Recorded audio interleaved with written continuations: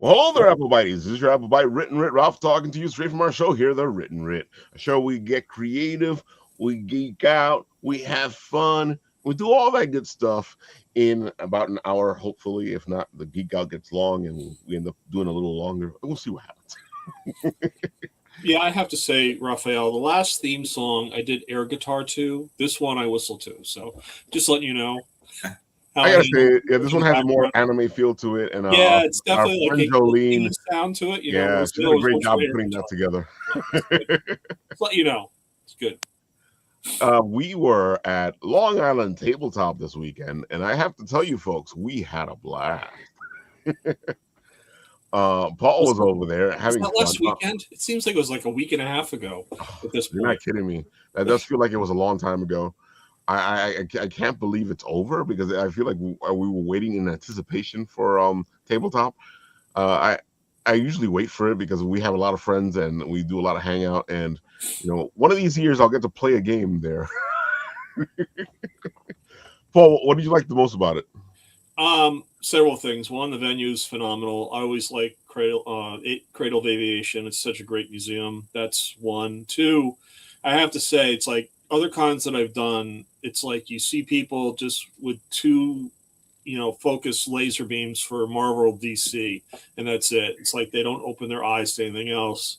What I loved about this con was a lot of independent game makers, and everyone was like stopping almost every table. It was so cool, and it's just neat to see creative people getting recognized. And you're not seeing like you saw some Magic, you saw some Pokemon, but really that's all I saw. Everything else was pretty much independent. And it was really cool. It was between the dice makers, the guy who makes the tables is just incredible, and then the games themselves. I mean, I bought several games only because I was being nefarious and thinking, okay, maybe Time Enforcers can do this as well, which I started, believe it or not. So it's kind of cool. I'm just psyched to be able to attend that event and do it. Rafael, we had a great time. It was really a lot of fun. So Yeah, I gotta say, I love the Cradle of Aviation. Christina, have you done CradleCon yet? Not. Yeah, you got to do CradleCon. It's amazing. I love any event that has a presence as the location because it becomes a character in the con. You're not just going to a con at whatever location. It's the con in the Cradle of Aviation. So now you have an event inside of an event. I don't know. I feel like I would want to just play the games there rather than sell stuff. Dude, you telling me? That's why we love LI Tabletop because it's as you can see, they have the table set up. You can go there, play your own games, play their games. They had a whole section where you can pull games from them. Our friends from the board games, trying to remember their name, but they had a bunch of games there as well. They were doing giveaways, charity, a bunch of beautiful things. So it was just amazing. Games for Good. Yeah, games for the better. Board games for the better. There you go. They are amazing. If you guys want to help out a good charity, that's a good charity to help out because they bring games to kids out there. Oh, there they go, right there. Yeah. Really nice people, tell you. Fantastic people. Yeah, folks, if you haven't had a chance to go to any of these cons at the Cradle of Aviation, do yourself a favor. It's LI Tabletop, Cradle Con, LI Retro, and Festival of Games. I think I'm forgetting one. Yeah, CradleCon is early this year. It was in, I think, July last year. Now it's in May. So they bopped it around a little bit. It's interesting. Yeah, folks. Lots of fun. Lots of fun. Folks, today we have a lot of beautiful stuff happening. Of course, Sean Wood is with us. You're new with us, so I'm going to give you the floor first. Give the people the spiel, especially because you have a Kickstarter that you need to kick off. Yeah, so Recon and the Wild One is our second one shot in our universe of Recon's universe. Basically, the world has ended, and robots have been built to save the last of humanity. Humanity lost. The robots lost the reason to do their job anymore. In the first one shot, it was called Recon and the Little One, and he heard a scream, Recon, our bot, and he woke up from years of just rusting, having no purpose. There was a little girl, and he goes into action and saves her. from the zombies, and that was a one shot. It ended at the end of that issue, and then this is 12 years later, a second one shot, and it's called Recon and the Wild One. The little one has grown up. She has been by herself for a little while, and now she is stronger than ever. She was afraid in the first one; the robot was protecting her. Now you find out in the second one that she is actually protecting the robot. Um, Ooh, I like the twist. yeah, it's a lot of fun. The reason why I even started this one shot universe, I've been doing comics for about 3 years now, and I had my own series called The Fog Within on issue 5 of that now. And one of my creator friends, Travis Gibb, he said, you need to write something else. You can't just do one universe. You can't do one story. And I was like, well, this is what I got into comics for, was this one series. And I really thought about it. And I was like, what if I did another series? What would I do? And this is actually a love letter for my daughter. She's 5 years old. And that's actually her stuffed bunny that you see in the new one and the first one. And I it's have to say literally my that right away I picked up on that. As I'm yeah, looking at it, I started thinking about my own daughter, and I was like, okay, yeah. I have this feeling that this has something to do like that. Oh yeah, yeah. So my daughter is the little one in the first one, and she's scared and she needs protection. And I wanted to show her that me and my son, his quirky attitude, we are the robot, and that we're here to protect her. And Nice. then in the second one, I want to show her what she can do as a young adult. That she's going to be that strong, fearless leader that I know she can be. And just with zombies involved, zombies and robots. You got to add that, because who doesn't like robots versus zombies? So, I love the combination of you don't usually see zombies and robots. yep. Yeah. So in the first one, you don't know that there's other robots involved, but yeah, it's Recon the robot, and he's got this quirky attitude, and yeah, there's a lot of scary moments, a lot of emotional ties. She at one point reaches out for the stuffed bunny named Flopsy, and she risks everything to keep that bunny.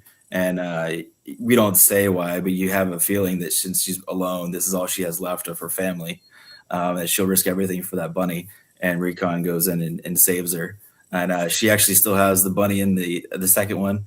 And the bunny, because she's by herself for these past 12 years or so, the bunny is talking to her, and she doesn't think anything of it.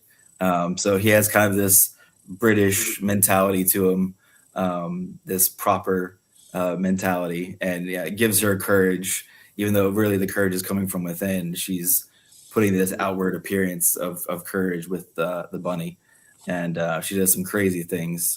And this right here is one of my favorite pages. It's a little crazy, but yeah, she basically showing that she's fearless, that she's going in to save Recon, and she's willing to risk everything, and she's not afraid to do it. It just shows how kind of a crazy attitude she has now, but also how strong she is. So, Why she's going right into the line of fire. Yeesh. yep. Yeah. So she basically, in the page right before this, I show she has this device that she basically has a radio that is also attached to a blade. She stabs into one of the zombies in this grocery store and then pushes them out. So it calls in the other zombies to make a horde. The robots are guarding this place, but now they're overrun by zombies. So she kind of like maneuvers in between all the zombies, and she's really in the middle of all the fire. She could get shot, but she's fearless, so she gets through it. I gotta say, I like the fact that it's something that we've seen before, but at the same time, it's something that we haven't seen before. Yeah. Oh yeah. Yeah, and she actually, you find out when you read the comic. I haven't really shed why in the Kickstarter, but she has this suit now that in the middle of the issue that she gets, that helps her be more robotic and more souped up with powers. And there's some kind of reminiscence of the first issue of what Recon does for her. She does for him, which I thought was pretty cool. I like it. I like how your writing is growing the story. It's evolving. It's turning into things. You're not being stagnant in your storytelling.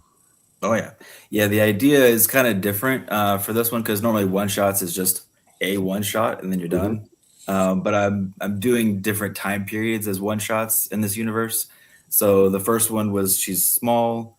The second one, she's an adult, and then the third one actually goes back and it really explains like the beginning days of the zombie apocalypse and the robots that Recon deals with, kind of like a military theme kind of book. How he is like in the trenches with his brigade and things like that. And then there's going to be a culmination of these 3 one-shots in different time periods. Will be a finale that'll be intertwined with all these 3 one-shots, basically. So it'll be 4 issues of this universe, 3 one-shots, and a finale kind of thing. So you were saying earlier that you started all this stuff off because you wanted to tell a certain comic story.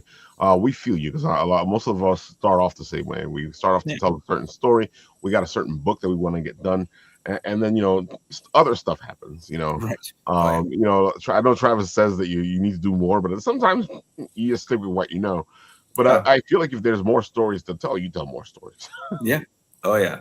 Yeah, I definitely have the bug now because this was my second series that I started with the Recon stuff, and then I was actually a part of Hospice season 2 on Kickstarter already. It was the first one last year, and I had another story called The Scaled Key. So I have a third series that I started, and now when I finish those, there's 3 different stories I've got going on that I think I'll keep on going as long as I can keep on funding on Kickstarter and doing cons and everything. That I don't think I'm going to stop anytime soon. I definitely have the bug for sure.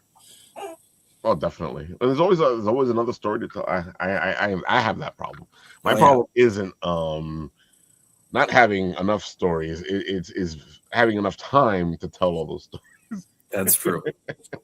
Oh yeah. So there's 3 things I want to say. One, whenever I come on Rafael's show, I always go to back the guy. So can't wait to see your artwork, John. It looks really cool. Excited about that. Actually, 2 things. The second thing is I don't like zombie stories only because I feel if I'm in a zombie story, I'm going to be a zombie. I'm never going to be the guy. It's like, no. That's the one big thing I with zombie stories. I always have this fear that I will be the zombie. So that's fair. Yeah. My son actually, my kids are always involved in all the comics. And my son said, since he's the attitude of the robot, that I had to be a zombie in the first issue and he wanted to punch me in the face. And so there's a random scene, like you always have that like slow down scene where you're explaining something like quickly. You're not like explaining, but so I was saying something as a robot, and then there's a random like annoying zombie that just makes that random noise, and he just like punches him to the side and just keeps on walking, and that's me in my my everyday attire for work, basically. And my son just thinks it's hilarious. so I am the zombie.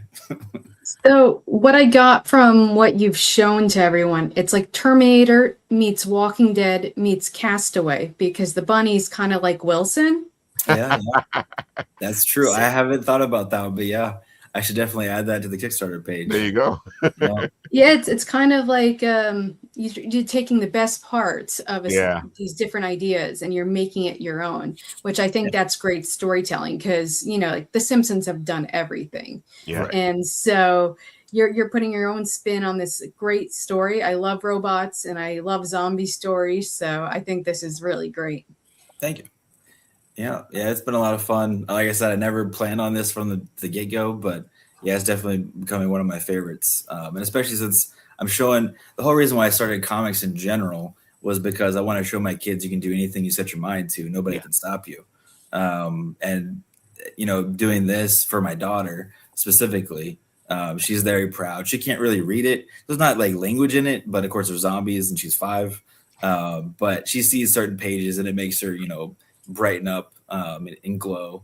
And I have the shirt that I normally wear like cons, and she's always pointing out like that's me, because it's literally her right now, the same, just she doesn't put her hair in a ponytail like that, but it's her stuffed bunny. So Sean, what you need to do is you need to get a shirt or something that just has the bunny. Oh yeah. Well, now since the second one it's talking, it would be even more. There you go. Yeah. I like this. I like when creators get people to have a tier where they can be in the book. They can be a zombie in the book. Yeah, so it's a lot of fun, and he's great at it too. I could be a zombie then. This is drawn in as a zombie. Yep, and there's 3 left. So yeah, we've already completed the entire book, lettering and everything, but we are going back just for the draw in pages.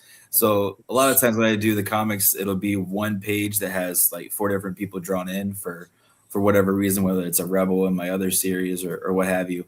But Dave, he actually uses one page per person, so they're a little bigger than you normally would see them as a drawn in character, which is pretty cool. And actually, one of my friends, a couple cities away, he had his kid drawn in as a zombie, and it was in his sports uniform in high school.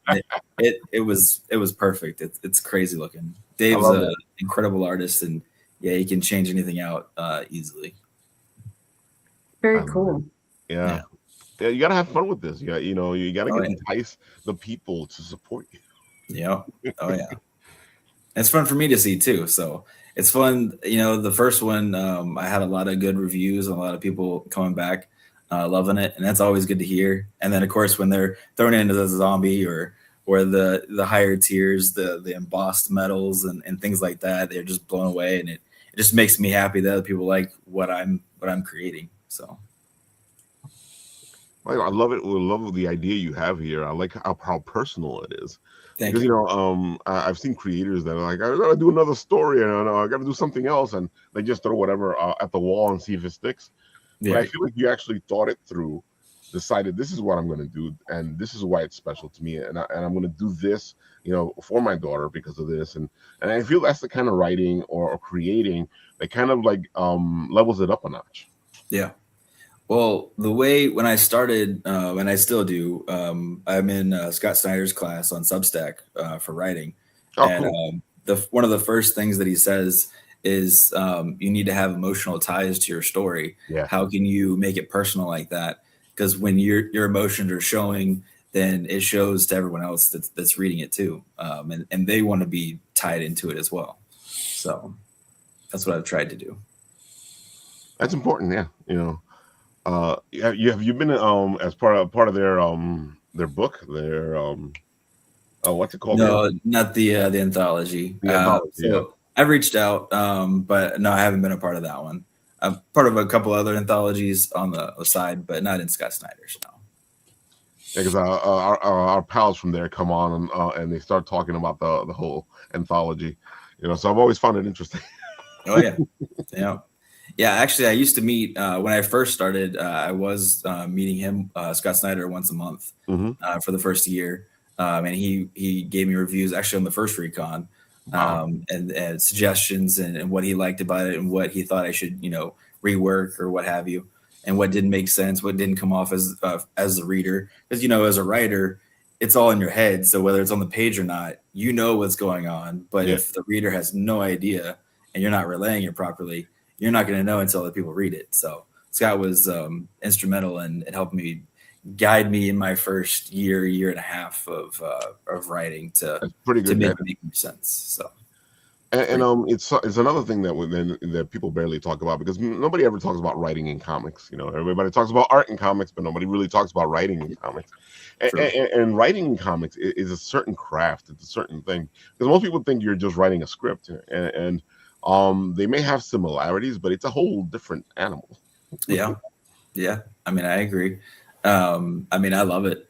And there's so many different ways you can do it too. There's not one set way. There's the outline. There's sometimes exactly how everything is going to go in the story, or sometimes you're going to have just the first page and the last page, and you have to meet in the middle. I mean, same thing with prose too in that way, I guess, but. It's just but I know what you're saying, because it's a little different, because when you're limited, kind of. You're breaking down how many panels per page, that kind of thing. Oh yeah, especially. Yeah, and you don't want to have 5 panels for every single page either. So then you need to kind of break it up a little bit to have more fun with the art side of it as well. Yeah, and some of that's going to come from the collaboration between you and the artist. But it first needs to come from you as the foundation, as the writer. Yeah, because as the writer, you need to know what the flow is. You need to know how you're going to tell the story through images. Yeah, because you're telling the story through words, and I feel like a lot of writers sometimes, especially when they're doing comic scripts or they're working on comics, they kind of try to tell the story as if they're writing the story, and I'm like, dude, you know that the artist is going to take care of half of this stuff, right? Right. You know, your story is kind of just pretty much for the writer to do what their for the artist to do their thing. Yeah. And you need to figure out how this is going to play out, especially, and that's where the work comes in for a comic book writer, is that you need to figure out the paneling. You need to figure out, and of course, there's a partnership with the artist that helps you out there, but you need to have an idea of what you want as you come into this. Right. Yeah. And then the big thing too, of course, is you know, how many pages you have, and then the page flip, the big aha moment kind of thing. Yep. You got to use that, because that's where comics thrive, is those kind of things. The double page spread. Oh yeah. You always got to figure those out as the writer, and of course, like I said, the artist can help with that, but you definitely have to be the foundation, because they can't pull stuff out of you that you're not already relaying to them, kind of thing. So. Yes, folks, is important. You need to know yourself, and I have to say, like, with writing, you're kind of like throwing the words in there, and you're figuring things out as you go. With a comic script, what ends up happening is that you need to know what the hell you're doing, right, even before you write the script to the comic. Yeah. And so the way I do it normally is I'll have an outline of each page, like one sentence for each page of what I want first. So I have the plan, and then I'll go in and I can fairly easily write, you know, each page panel by panel and say basically what I'm trying to come across with the script, with the wording. But I won't have the actual final scripts wording wise, like bubbles and everything, until after I see the art completed, because they're going to change it slightly. So then I need to change, you know, what I'm going to do. And because there's that's another thing that writers have trouble with when it comes to comic scripts is the dialogue, because I feel like, you know, we use dialogue to tell story in regular writing. In comic scripts, it's more of an enhancement of the story. You're doing almost like aha moments with each word that's in there, because you can't use too many words. Right. That you want the art to speak more than your writing, because if you don't want to say the same thing that the art is also telling you. Exactly. You want to be saying something different. It's definitely an interesting art to itself, for sure. Well, it's good, because I don't think we get to talk too much about the comic script aspect of things. So, you know, I know somebody's out there going, "Wait a minute, what?" There is an art to it. It seems like there's not much words and much writing involved, but yeah, it's a lot of time, I can tell you that, at least for me. I believe that, you know, the art is important to comics, but I do also believe that story is important to comics, you know, because you do have those people out there that you know, they kind of like belittle the writer aspect of things, you know, and I can see why, because it's a visual media, but at the same time, you know, and I guess I take it from a personal point where I'll buy a comic maybe once if I like the art, but if I didn't like the story, I am not buying that book again. The art pulls you in, and the writing hooks you to continue with the story, for sure. And it's the same thing the other way around, because I've found some great comics with great story, but then the art just doesn't work with the story. And I'm like, I don't feel like buying this. Oh yeah, I know what you mean. And the other thing too is, of course, the cover can get you, but then if the cover artist isn't the same artist in the interiors, then you're just pissed off that you bought it and you paid $5 or $4 or whatever it was. So my main covers are always my interior artist, which I mean most guys do, I think, but I don't want to fool anybody. I want you to know exactly what you're getting, because that drives me nuts when I'm at my local comic shop. So. But I've seen it though, where instead of using their main artist as their main cover, they'll use other artists, but they still have the main artist as one of the covers. Yeah. And you're like, but wait a minute, you know, this is the guy right here, so you should be saying this is. Yep. Oh yeah. No, I'm not trying to do any kind of trickery. You don't keep fans like that, you know. Exactly. You might have them for that first one, but then you'll get pissed off people. Kevin's saying that the book looks awesome. Thank you. Appreciate it. Dude. Yeah, I gotta say, you've done an excellent job with this. I like what I've been hearing. I like the crafting that's gone into this. The thought process has gone into this. Like I said, I've seen enough stuff where nobody's really thought about the comic. Right. Well, my whole like intro into writing, it wasn't like a side thing. Like I was trying to write a movie, and then because I couldn't fund the movie, I went to write a comic. It was always focused on I wanted to make a comic because I've grown up reading comics my entire life. So Right. this is my medium is comics. So I definitely think about it probably way too much and talk about it with my wife way too much to where she's like, sure. Whatever you're saying. But it's funny you say that, and we know a lot of guys who started off like, yeah, I've started off as a comic collector, and it kind of crafts you into who you are. But I find that some people like don't think that that's important. They don't think that journey aspect of the kid you were reading those comics before has anything to do with what you're doing now. And I'm like, no, you learned a lot from that, Oh yeah, for sure. So, how did your journey begin from this comic guy to where you are now?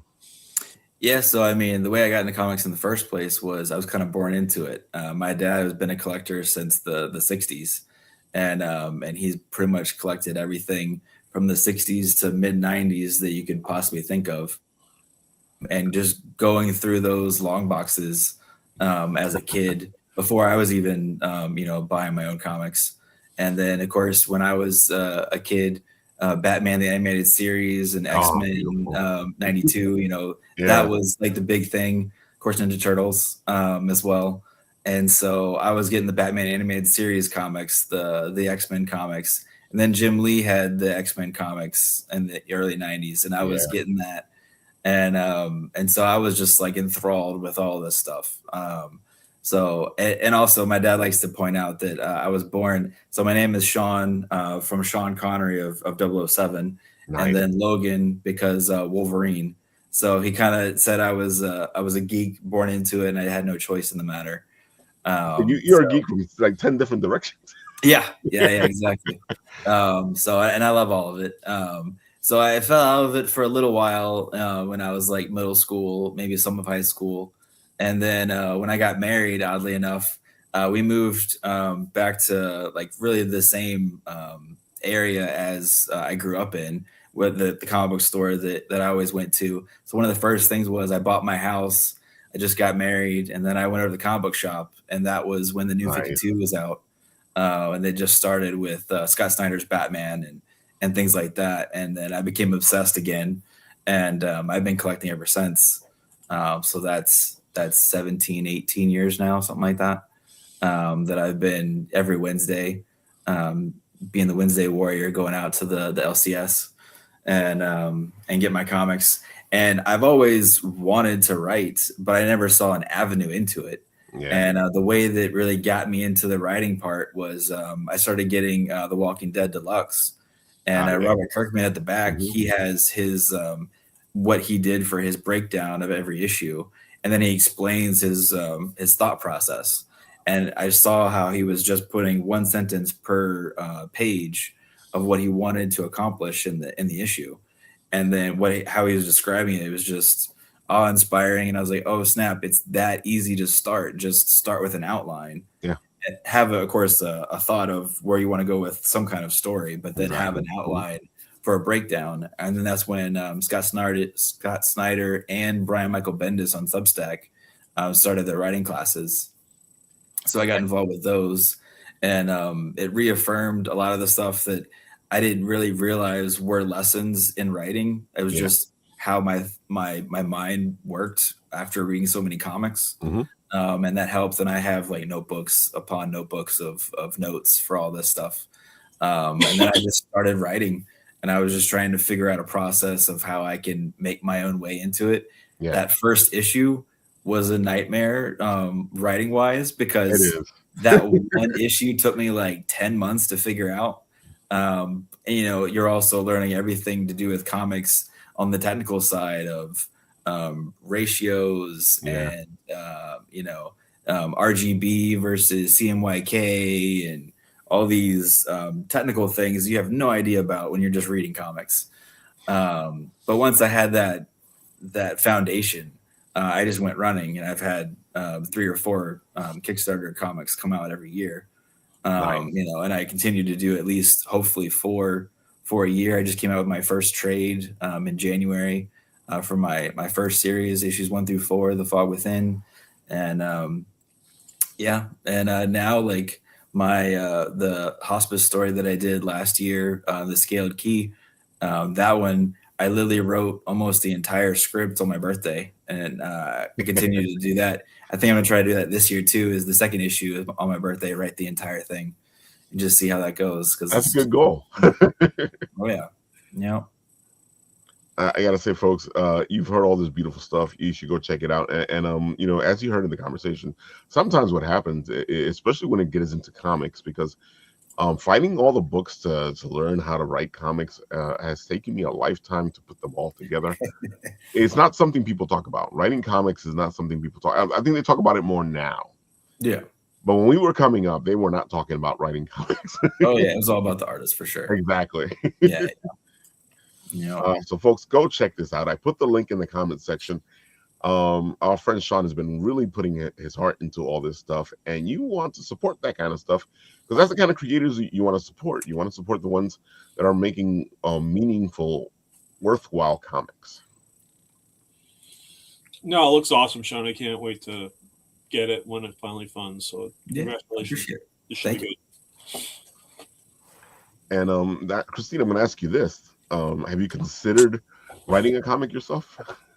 I think I could probably write a comic because I write in kind of like a diary play format where I'm very dialogue heavy, and I think I could easily adapt it.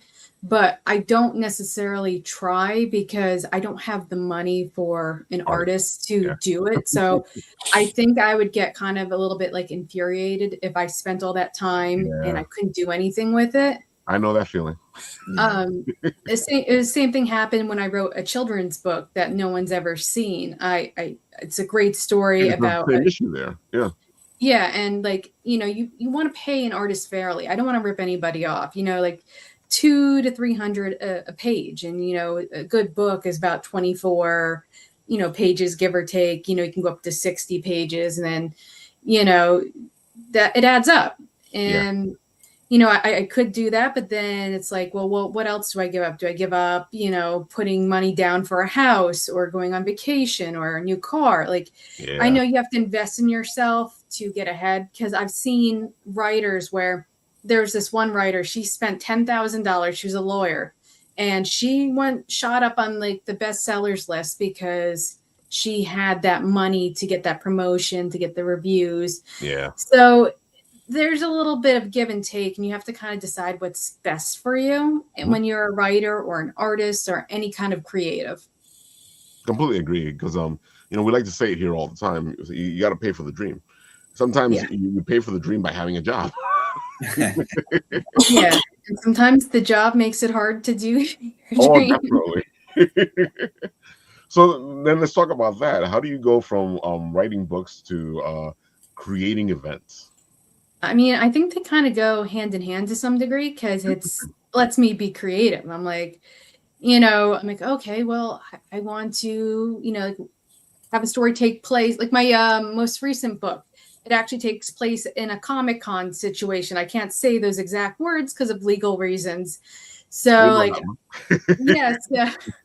So I, you know, like I take these instances where I've seen things or I've worked on things, and I kind of put them into my books. And, you know, you take your life experiences, but you don't get pigeonholed into that idea. I think you just take a kernel of everything and kind of like, you know, make it blow up into popcorn sort of. Yeah. And you create something unique.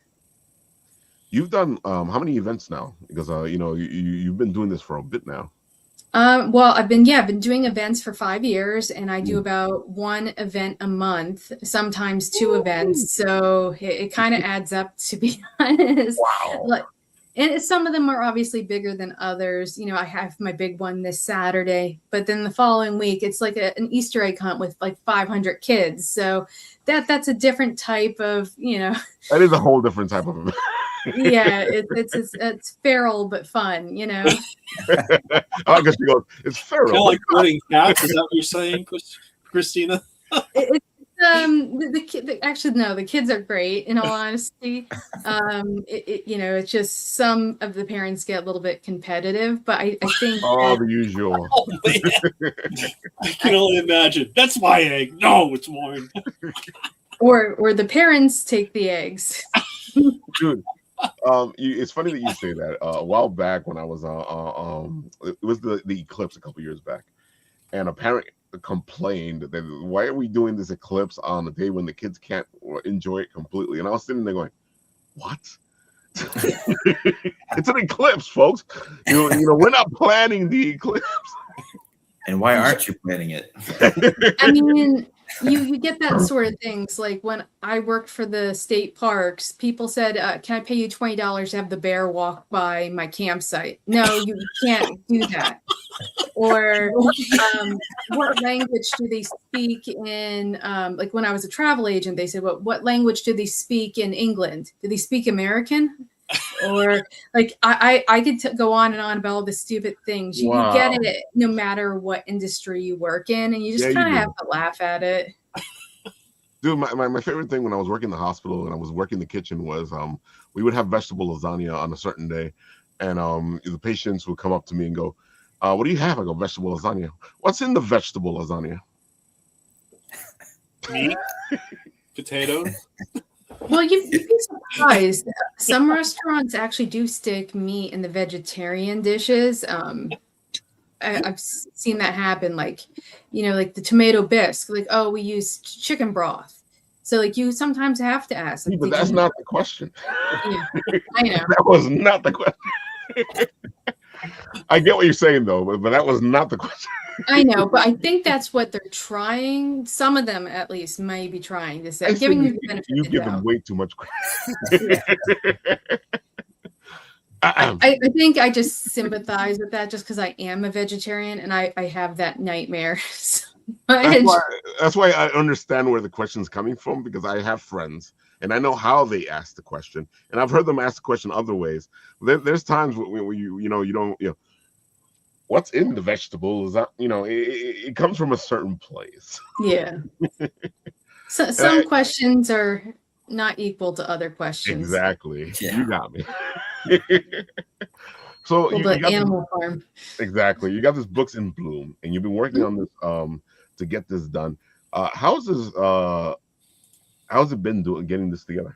Okay, so as you know, I've gone to many events, and last year I went to an event in Atlantic City called Aces Wild, and it was a scam event, for lack of, that's like the long story short.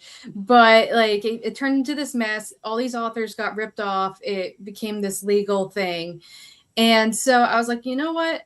I've seen a lot of bad events. I've read a lot of stuff. I'm like, what if I do something for the local authors? Because there's nothing really in this area for indie authors. Yes, there's the Morristown Book Festival, which is great, but they kind of stick to published, traditionally published authors. So it kind of leaves out those indie people that I think are a growing number of authors. So I just posted it in the New Jersey Authors Network, and I would say within 2 days, I filled up all the spots. Wow. And I actually have 20 authors on the wait list, and I have about 40 attending the event. Wow. And I felt really bad. It's just I wasn't expecting it to grow into this large thing so quickly. And as I told them, I said, hey, if we get a good attendance, next year I'll move it to the spring and we'll put it in the park, throw up a bunch of 20 by 30 tents, stick all the authors under the tents. And instead of it being 40 authors, maybe I have 100 or 80 or whatever, that way I don't have to turn people down. Is this event where all the authors will make a ton of money? I don't know, but I'm not charging like a ton of money for the authors. It's $25 to be a vendor for the event. That's really decent. Yeah. Yeah. And, if I make it into a huge thing, maybe I'll raise it $5, but you sell 2-3 books, you're kind of covered. And even if you don't, it's good experience for when you do those bigger events where I think everything's kind of like a stepping stone where you have to learn and kind of like pay your dues and learn and, get the exposure. I've been doing events, gosh, probably like not just like running them, but gosh, probably almost close to like 15, 20 years, you know? So after a while, you kind of learn what works and doesn't work. You know, and it'll be interesting because I've done art events. I've done, you know, every other type of events, martial arts, but I'm like, well, you know, I write books, so why not do a book event and, you I know, gotta have say, it. I was surprised it took you this long, but I can see the origin of it, and it actually makes sense. Well, what I did was the one year at the art festival, I had a whole row of I remember. authors, Yeah. but unfortunately, that was also the year it was 95 degrees. Oh And it was a May. You wouldn't think it'd be that hot, but I no. think that kind of hurt things. And they all had to bring their own tents. I said, well, if I do another author event, let's put up the tents for Yeah. them. Let's get the tables there. Just let's make it as easy as possible. Like Get the the same fans thing, like inside. Yeah. yeah, like Especially with if it the art. rains or something. Yeah, you don't Yeah. want to be Yeah. stuck with that. Forget it. You know. Well, that's why I wanted to do it inside the community center this year, just because it's March. It could be raining, it could be snowing, it could be 70 degrees. You just don't know. You don't know. And we just came off of an 80-degree day, so Yeah, it's a little bit bipolar, but I'm kind of glad that the snow's melted. I was able to get the lawn signs into the ground. Like I've Nice. had them for 2 months, and every week I'd go outside, try stabbing the grounds, and I'm like, why won't these signs go in? And then finally, last Friday, we were able to get the signs into the ground, you know, because that is one of the things you hear a lot from smaller town events. There's no signage. There's no signage. Yeah. Well, yeah. You know, so you try to accommodate people and to do what they want. And you know, one of the interesting things about planning events is you don't want to put any of the similar writers next to each other unless they request it, or same artist. So you have to sit there, and it's kind of like this puzzle of like, okay, I'm gonna put this person here, this one needs an end spot, this one needs that. And you're just staring at it for hours, like trying to be Rain Man and come up with this magical layout that hopefully works and makes everybody happy. It's a huge puzzle. Yeah, this one wasn't as bad as some of the larger ones. Like when you have 200 different vendors, it becomes a little bit more difficult. And I can imagine what it's like for like New York Comic Con, where they have floors and floors. You know, it's you know, it's very hard planning a massive events, and I give people who do that thing a lot of credit. I gotta say, you know, you're getting experience here. You've been doing pretty good. I love all the different events that you guys have for the area. I'm looking forward to seeing how this book event goes, because, you know, I feel like the book events have kind of like disappeared all over the tri-state area. Like I said, that there aren't really that many. Like there's the Morristown Book Festival. I think Orange has one. And then there's the Passaic Book Festival. And then in South Jersey, there's the Collinswood Book Festival. But those are the only 4 that I really know about. Right. And again, the 2 in North Jersey, they're for traditionally published authors. The one down in Collinswood, sort of near Camden. So that could be a bit of a ride for people from, like, say, New York City or North Jersey.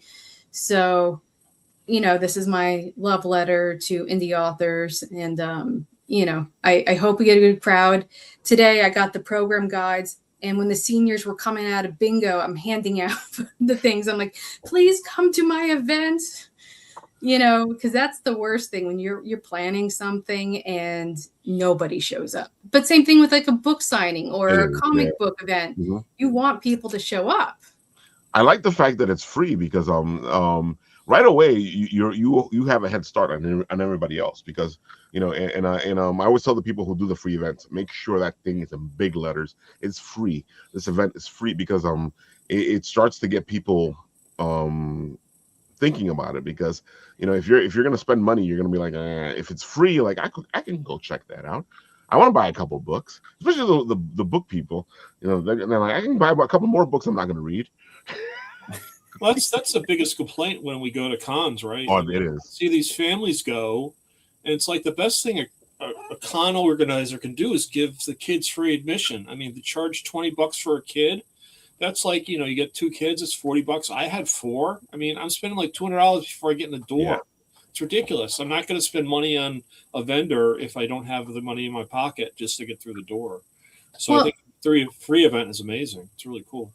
Yeah, and I think the problem is a lot of people, they don't really care if the vendors make money. They're all about making the money themselves. But being, I work for a government agency or a nonprofit, it's a little bit different. Yes, you want to make money, you want to break even or make a little bit extra, but the goal is to give stuff to the community when you work for the government or a nonprofit. So, I'm not here to kind of rip anybody off. I want these authors who are spending their time there to at least sell at least 1 book per author. Yeah. I think that'd be great. Hey, if they could sell more, that, power to them, and again, it's about exposure. A lot of these authors, this might be their first event or their, 3rd or 4th. Get your feet wet, and you kind of have to hold hands a little bit and, push them out there. Yeah, the biggest thing I see is, people investing in a table like at Bix or whatever, and they're artists and they get great work and they're sitting there and not even looking up. I said, get up, talk to people. I mean, how are you going to get your name out if you're not even going to make an effort to say, here I am, this is what I do, So yeah, you definitely make more money standing than you do sitting.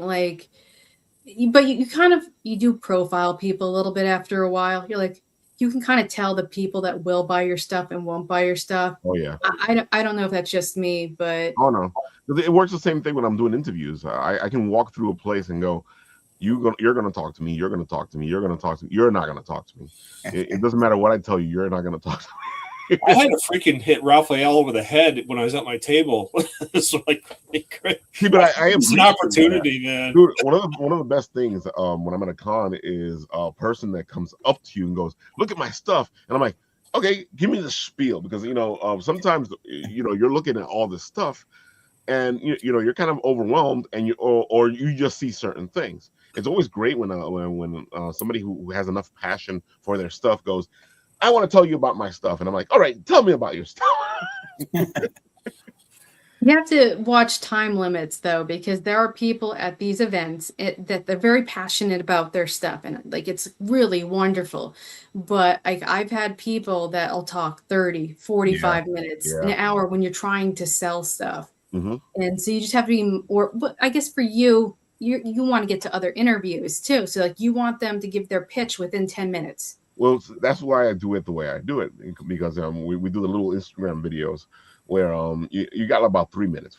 If you can't say it in the 3 minutes, the most I might give you is 5 minutes, because that's still in that range. But usually when I go up to you, I go, okay, dude, we're gonna talk. We're gonna do this. You're gonna give me the spiel. Give me the spiel. You already know what the spiel is. You know what people come to your table, you give them the spiel. And I feel like I help them learn their spiel. Because now they're on the spot, they got to figure it out, and they got to get it done. You have to refine it, yeah, for exactly. Sure. You can't start with this happened 3,000 years ago, and now let me tell you those 3,000 years real quick. You can't go into that, yeah. You have to be able to tell us what your thing is about in 30 seconds or less. Yep. Mm-hmm. Yeah, the spiel you're giving anyone has got to be attention spans, or people have they're that of a gnat. I mean, people want to know exactly what you're doing, and if they're interested or not, they'll move on. So gotta be quick. I gotta say, Christina, you've gotten good at your spiels for your books, so I feel like you're there already. So it makes it a little easier for you to go, all right, guys, come on. Yeah, I mean, I haven't done any my own book events in a few months, so I'm a little rusty. I have my next event, April 11th, Cyclone Con. I'll okay. Mm-hmm. Yeah, I'll do a couple pitches, and then maybe after the 4th or 5th, I got it down. Because that's how it is, though. But there's always a warm up. Even when I go to an event, I don't jump into the interviews, because I've learned a long time ago that you don't do that. Because you're in a certain place when you first get to an event, unless you already hyped. If I'm already hyped and I get in there and I'm like, then I'll just jump in and go, let's do this. But like, give me more caffeine. Exactly. Yeah. Oh man, the good thing about me, and it's the same reason why I love doing the show, is that I always have a question. There's always another question. There's times where I'll leave certain questions off the table, which is good, because when you come back, I'm still gonna have those questions. Because I always feel like when you talk to people, when it's a conversation, and it's normal, it's flowing.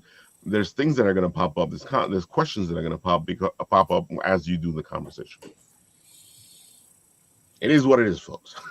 Oh yeah. Oh man. So we got this. It's free. It's happening this Saturday. It's inside, you said, right?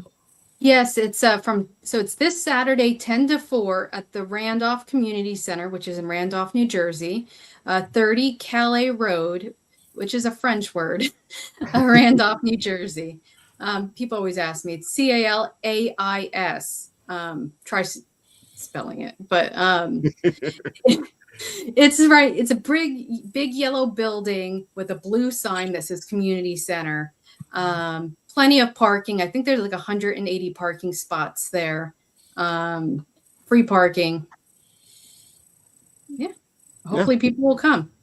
Folks, free event. As soon as we say free, you should be there. Bells on. That means you're not paying for anything except you getting over there, right? And maybe the books you buy. Supporting local businesses too, like and authors, and we got the Friends of the library itself. They're doing a fundraiser.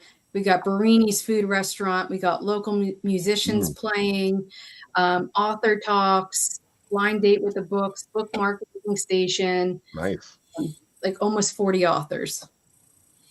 Sounds like a great event, folks. And of course, these are the better events, the ones where it's a community taking care of things, because it's a community event.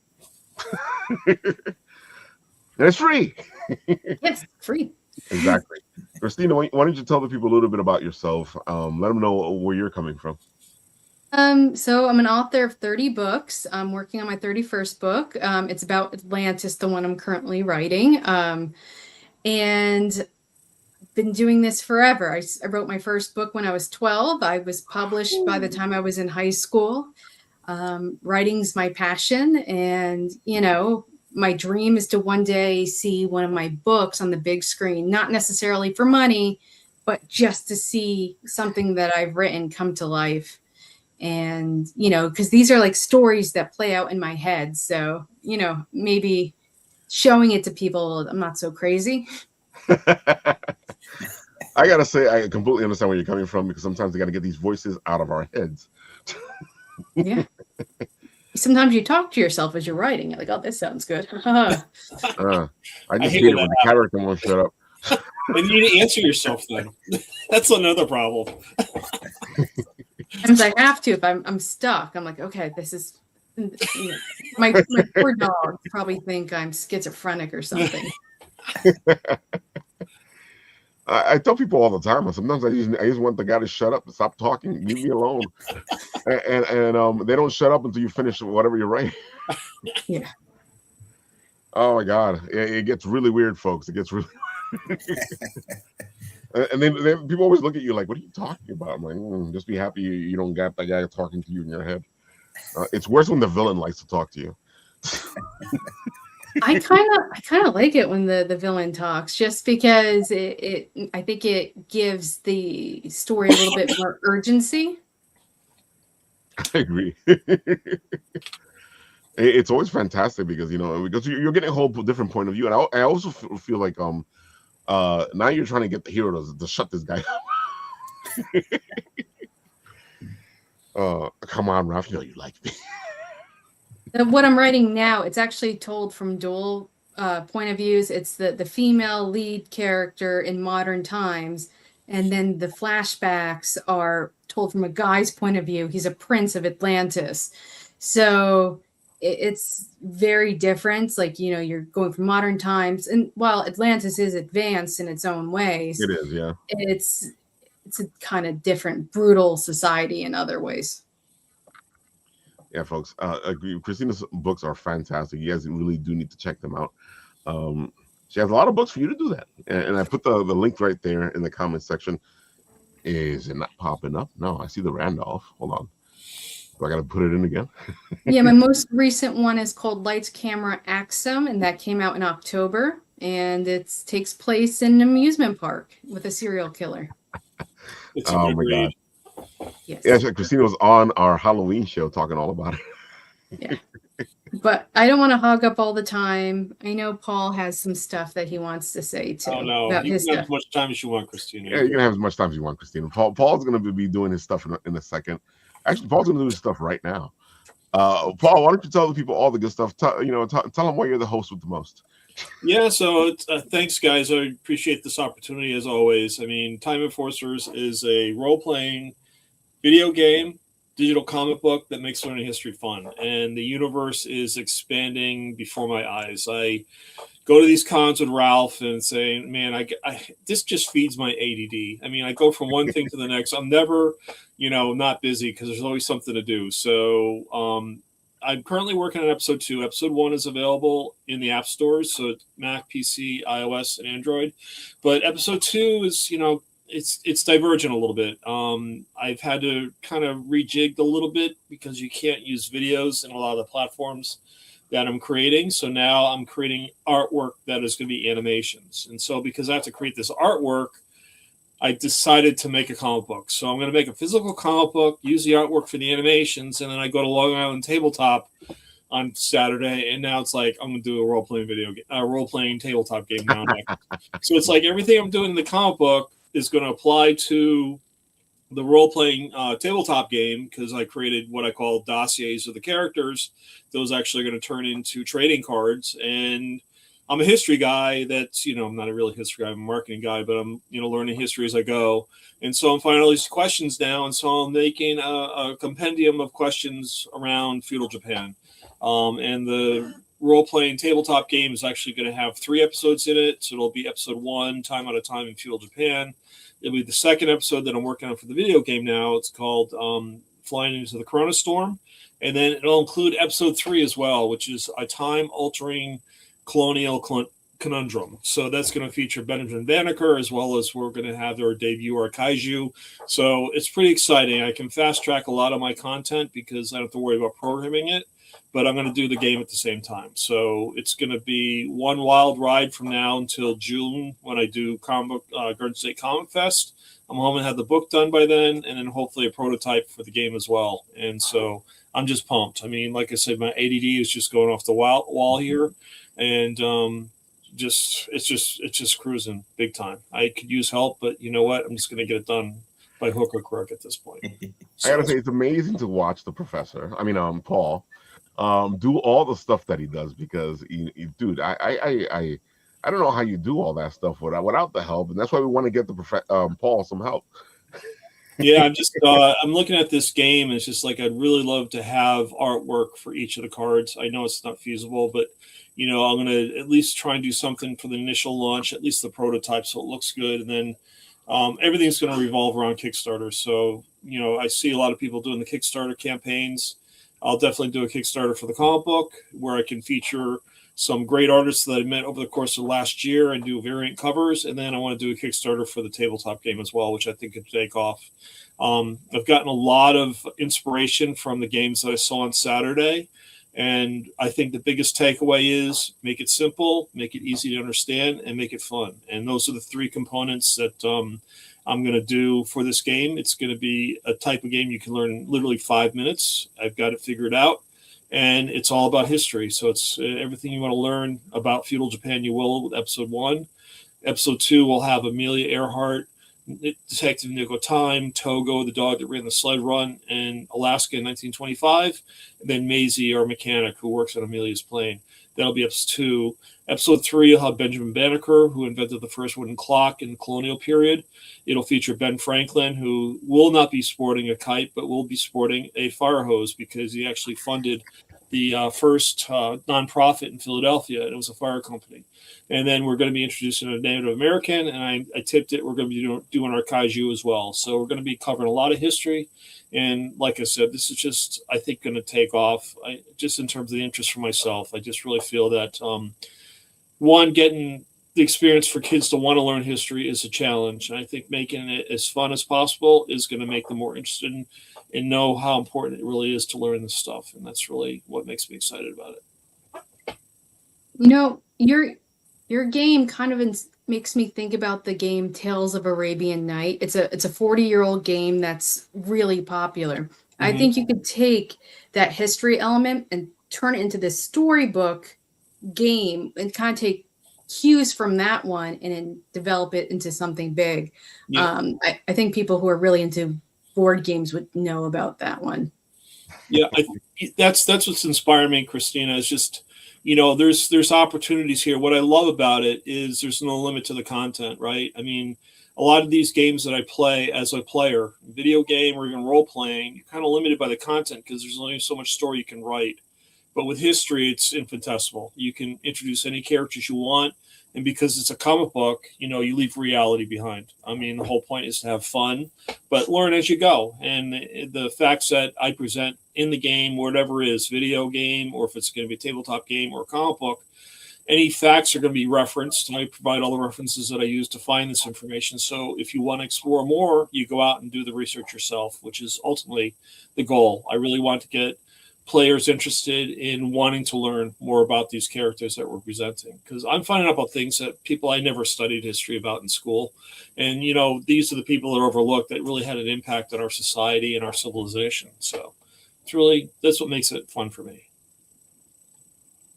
Yeah, folks, the professor is busy. Paul is busy, so you got to help them out.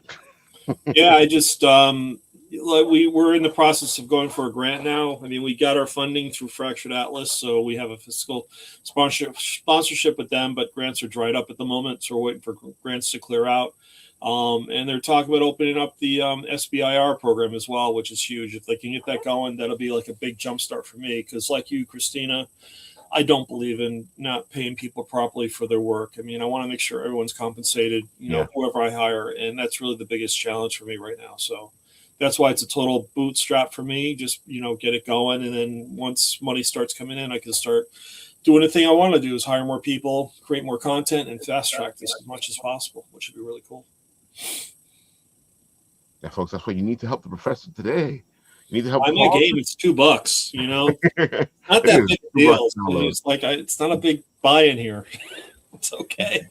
No, seriously. I mean, I really want to, focus on getting this message out. The more I can do this, that's why I love the show, is just talk about what I do and just spread the word, which is really the best thing. And folks, I have to say, like, I go to a lot of conventions. Paul's been going to a lot of them with me. One of the best things to do as a creator is go to conventions, go to local conventions, check them out, especially if you want a table at some point or another, because you want to get an idea of where you should table, where you should go. And the best thing to do is always to check that con out before you decide to join that con, before you decide to do that con, because it gives you an idea of how that con works. It's a different view as a customer coming into the con, but you get a feeling for the con, and if it works for you, because some cons just don't work for you. And it's better to know that before you try it. Yeah, like New York Comic Con didn't work for me. I was told while I was there, for writers, you're better off doing San Diego Comic Con. Yeah, so I'm like, oh, I wish I didn't spend all that money. Yeah, it's a big buy-in, right? That's my scary part of it, is like, if I spend this much money, what kind of benefit I'm going to get? I mean, I like to sell stuff, but I'm hoping at least networking. That's ultimately what I'm looking for. And if I can network with the right people, then it's a win for me, even if I don't sell stuff. So, I think it depends on what your project is. So, like, if you're an artist, or if you're a writer, or you're a board game designer, different events are going to do better for you. Yep. And you need to know what's going to work for you. Sean, have you hit the con, whatever you want to call it? Yeah.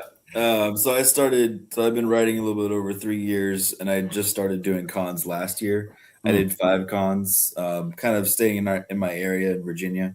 But I reached out 2 hours away or so. And then this year I've already done 2 cons. my first one this year, actually, I was one of the featured creators, which was cool. I didn't even know until I got there, and they said I'm next to the voice actor from Pokemon, and I was like, oh, okay, cool. And, that was great. They got a little in my head a little bit too, because they had security for that guy to like no pictures please kind of thing, but he was like still at my table saying that, so I was like, yeah, no pictures, I'm too cool. You need to pay for these pictures kind of thing.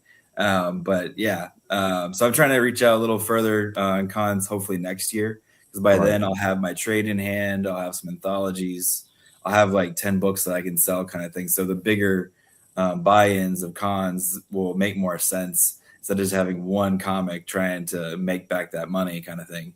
I really want to get to Baltimore and Heroes Con. Those are my two big ones that I really want. Con's pretty good, yeah. Yeah, Baltimore's good. Yeah, Awesome Baltimore's Con great. in DC is really good. Yeah. Fan Expo was my best event, like in Philly. yeah. I think Frank agrees with you. Frank says he usually does pretty good at the fan expos. Yeah, I gotta say, Sean, you're doing it the right way. You're kind of like, okay, let's start close by. Let's get a little farther.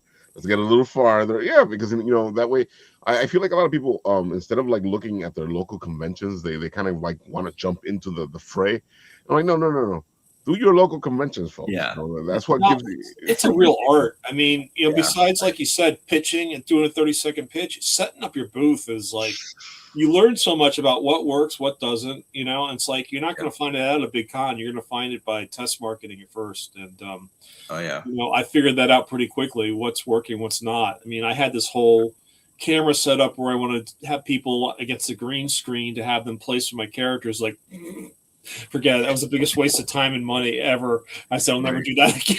I thought it was a cool idea, but no one was doing it. So, all right, no big deal. Whatever. Yeah.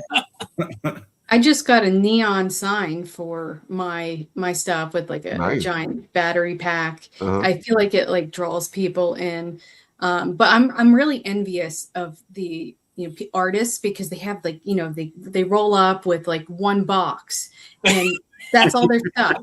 And meanwhile, I have like 5 suitcases of books that are 50 pounds each.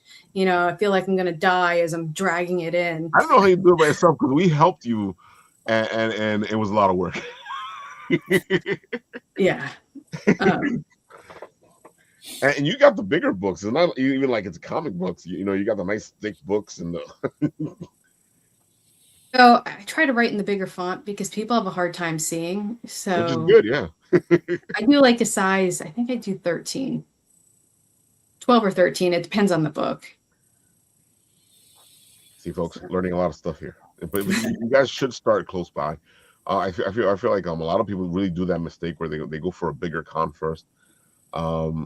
It's the same thing as going to a con. You do not do New York Comic Con as your first convention, because I get overwhelmed and I go every year. Yeah, sensory overload, that one. Forget it. I'm like walking around, it's like, where do I look next? Yeah. I'm trying to New York Comic Con. Like 20 people crowded me into a table. It's like, okay, I can't just stand and look. Forget it. It's You're just standing in lines the whole time. Yeah. No, that's. I mean, it's great. I love New York Comic Con. Oh, it's great. New York is one of my favorite places ever. I'm actually a New York fan, so I love going to New York in general. But I definitely could not table. I don't think I'll ever table at New York Comic Con because I know the price. I know some friends that do it every year because they live in New York or Jersey, and I know the price and I know how strenuous that would be. So unless I had like a whole team of people, there's no way that's ever happening. But I'll definitely do the indie ones like Baltimore and Heroes. Those are my big ones for sure. And then all the locals that are either free or like a small buy-in. That's totally worth it just to get people to know who I am in the area. So have you done GalaxyCon, which is in Virginia sometimes? Yeah. So GalaxyCon, that's happening I think 2 weeks from now. So I might actually be there, but I'm not doing the table yet. I might do that next year as well. I do have some friends that do that one every year. It's like an hour away, so it's not that bad. That's not that bad. Okay. Yeah. See, folks, do your research. Oh yeah. I just ask people, "Hey, is this good? Yes, no, okay." See, that's important. Yeah. Yeah. Like especially like I feel like Sean brought something important up. Know your prices, and know if like we were talking about Christina's $25, dude. That's a great convention to go to. I find that most of my friends, they say as long as they make their table back, they're fine. They're happy, you know. So if you can make your table back, you know, that's what you should look at. You know, how many books is going to sell to make your table back? How much merchandise is it going to be to sell to get your table back? It's important to get your table back because now you feel like a little more relaxed. You're like, okay, the con kind of paid for itself. Yeah, I'm happy if I get half the table back. That's and like with New York Comic Con, to put it in perspective, like for a writer or an artist, if you get into that one, it's like $550. If you want the Wi-Fi, it's $250. Parking's $200. A hotel, if you want to stay within like a mile of there, unless you go to Jersey, you're looking at about $2,100 to $2,500. You stay on the Jersey side, it's about $1,600. And then filing the taxes with the state of New York, nightmare as well, because it's New York. Exactly. And you know, then you have to say, all right, you're standing all day. Are you going to walk to your hotel? Or are you going to Uber to your hotel? Well, I guess New York fees, that's $35 for a mile, and it adds up. Yeah. Last time I took a taxi, it was $50 to go like 20 blocks. Oh yeah, ridiculous. Yeah. See, and what Christina's saying is important. You need to look at the bigger picture. Sometimes it's not just the price for the table. It's if you're going away for a con, you have all these other prices that you need to look at. Yeah, and if you have an assistant, you have to buy them food at the very least if you're not paying them. Yeah, if you're not paying for the assistant to go for travel, for the hotel, there's a lot involved, folks. Just make sure you plan your stuff out. Oh yeah. Speaking of books, our friends, here we go. Have their book out right now, and it's on Kickstarter, and it's got a couple of hours left. I think it's 9 hours left. I'm going to let them talk about it in their video. Here we go. Let's go to the videotape. Two outcasts, one dying world. The truth they uncover will ignite or destroy it.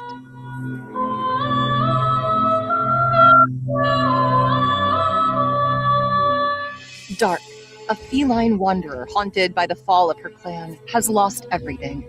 Her home, her people, and her place among humankind. Zaris, an exiled demon burdened with forbidden powers, carries the final message of a mysterious order. Each is hunted by the same enemy, the Frayed, an army of psychic undead that is spread across the kingdom like a plague, and drawn to Grasmere, the last stronghold of humanity, where the long-lost phoenix god Reku slumbers. To have any hope against the storm, Dark and Zaris must work together to unlock the ancient mysteries of the Phoenix and root out the elusive force behind the Frayed.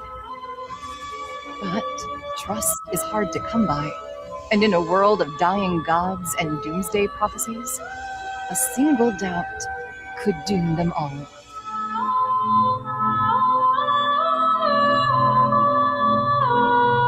Hi everyone, I'm Lauren Sapolo. And I'm Matt Conant, and we are the co-authors of the epic fantasy Dark and Zaris. We're so excited to bring this to you. This book was a long time in the making.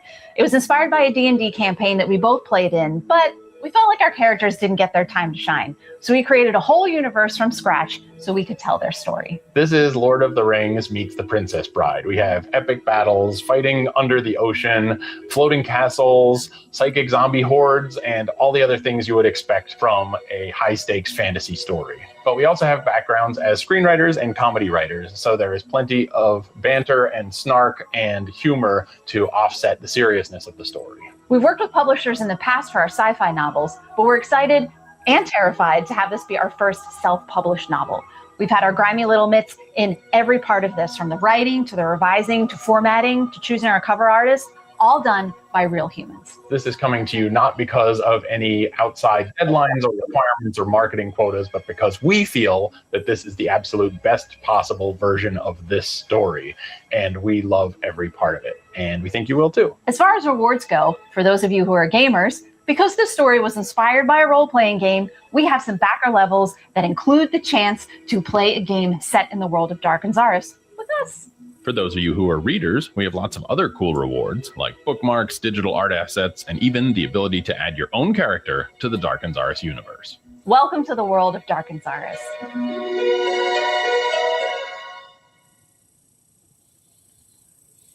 We've had them on the show before. They're fantastic, great writers. And I love the fact that it's based on their D&D setting. And sometimes your character, when you're playing D&D, you don't get to shine. And I feel like that's the best thing to do, is just write your own story. Folks, we love creativity. We love D&D. We just came from Long Island Tabletop.